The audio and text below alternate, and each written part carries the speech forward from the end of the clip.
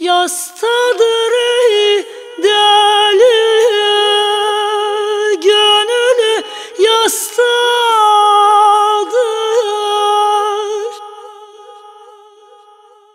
Gelir diye kulaklarım sestedir.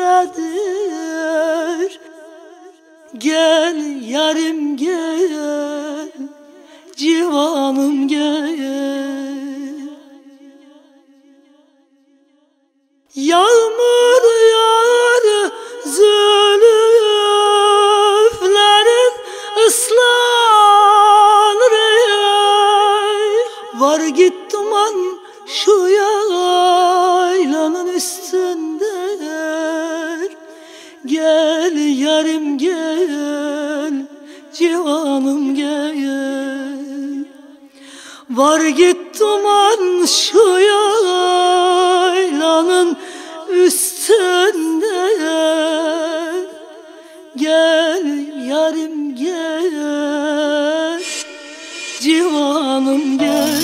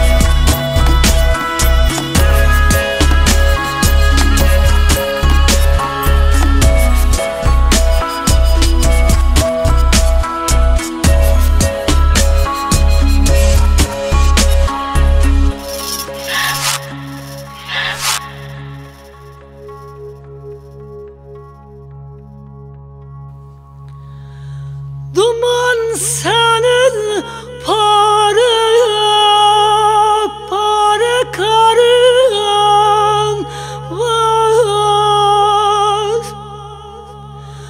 Şu benim gönlümde ahuzarın var. Gel yarim gel, civanım gel. Benim o yaylada nazlı yarim var. Var git duman şu yaylanın üstünde. Gel yarim gel, civanım gel.